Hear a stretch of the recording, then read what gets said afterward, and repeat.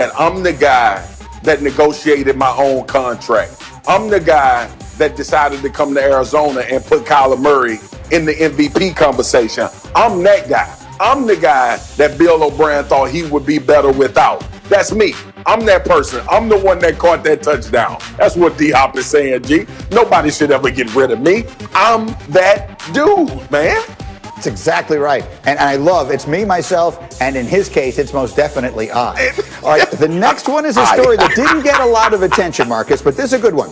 So when the Vegas Raiders went into Kansas City and beat the Chiefs, the only game Kansas City has lost this year, it turns out the Raiders took a victory lap around Arrowhead Stadium. After they won the game, they actually drove the buses around the stadium after that win. Here are both coaches talking about it yesterday. Well, they won the game, so they can do anything they want to do.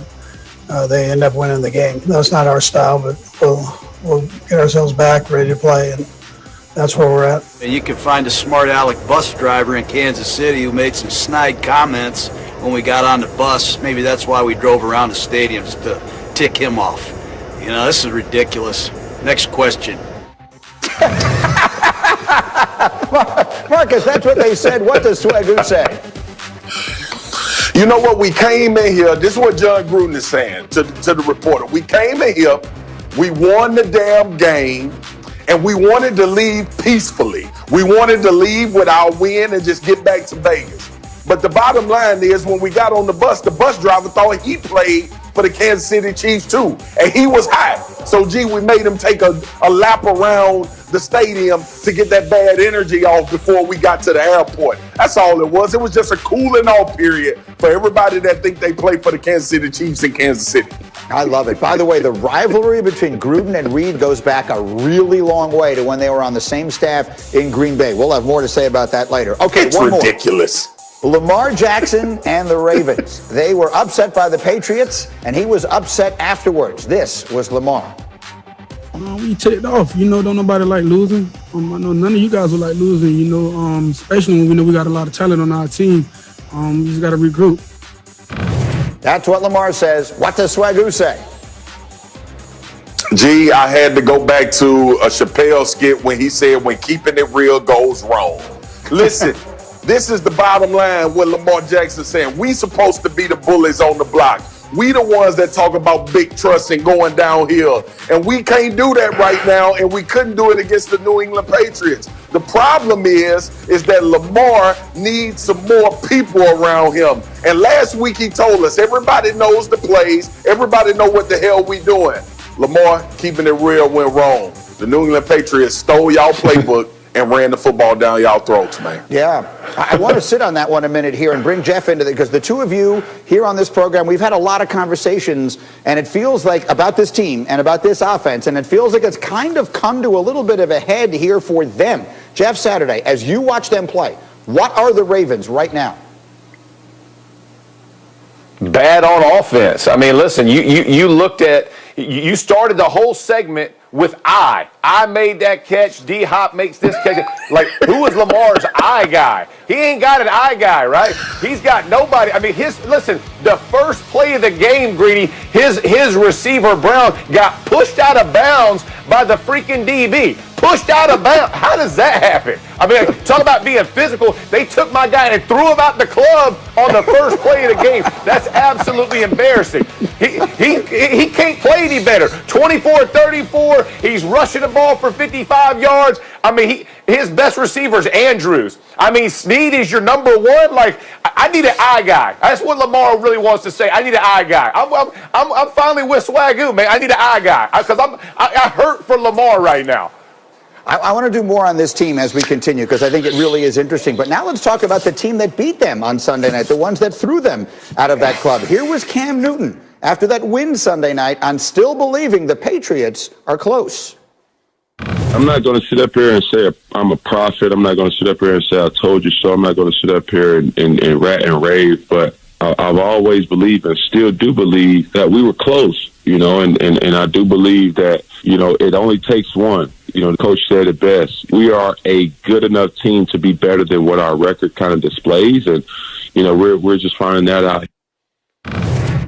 All right, so he has been saying that and a lot of other things. Greg McElroy, as you hear him talking and you watch him playing, what do you think? Well, there's a forward stance right now that is really appropriate as it pertains to the Patriots, and more specifically Cam Newton.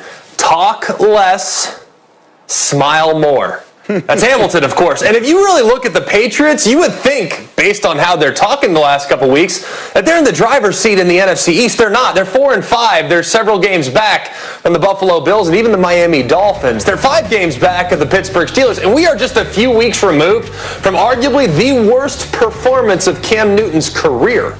I mean, we are talking about a Patriots team that needed to erase a 10-point fourth quarter deficit to the 0-8 New York Jets. Yeah, was Sunday's game against the Ravens a good game, a good win? Yes, absolutely. Quit talking.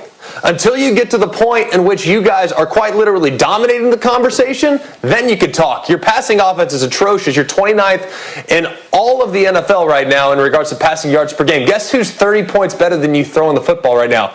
The Chicago Bears. Let that sink in. Talk less, smile more, and talk to me in a couple weeks when you guys are actually in contention of achieving something. Wow, that was something of a jolt there to be behind the Bears after watching them last night. Marcus, what do you think? Are the Patriots, for all the talking, whether they say anything or they don't, are the Patriots able to make a playoff push in the second half? Hell no. G, let's be honest. Look, they beat the Ravens, and everybody's excited, but we know what's wrong with this team. And we can go back through the records and talk about how they lost to Seattle. Well, we finding out Seattle can't guard no damn body in the NFL. So you're supposed to score on them. To Greg's point, last week you had to have a miracle. You had to have an epic comeback to beat the New York Jets. G, you know all about that. I'm not even going to keep elaborating on that. So when you look at the New England Patriots, yes, it was a good deal for them to get back to a winning way and to beat the Baltimore Ravens, who everybody perceives as one of the top teams in the league. I don't want to downplay or down talk that at all. But nothing about that game told us the New England Patriots turned a corner or they were becoming some powerhouse team in the AFC that was going to make a playoff push and win a Super Bowl. Like that is not a part of their future. And let's just be honest, that's the way it's going to go the rest of the way. I'm looking at their schedule here for the rest of the season. It's sort of a mixed bag. It certainly isn't particularly easy, that's for sure. What are you hearing as far as they bounce back as you look at their next 4 games here? What are you hearing as far as around the league with that win Sunday night? Yeah, 4 of the next 5 are on the road. It's going to be tough. Look, I still think it's a thin roster, and I think the expectation is that there's probably going to be very difficult for them to get back into it with 2 good teams ahead of them in the AFC East. I have a little bit of an issue with Greg, though, because what's he supposed to say? Like, we give up. This was a mirage. We shouldn't have. Baltimore. We shouldn't have beat them. I mean, he's been accountable. Cam Newton has stood out there and said, "I need to be better. I stink." And now he's enjoying winning a couple games in a row. I don't know. I just never feel comfortable telling somebody something like, "Stop talking." I think he's been all right. It's an Auburn, Alabama thing. It's an Auburn, Alabama. Don't go there. That has nothing to do with that. That has nothing.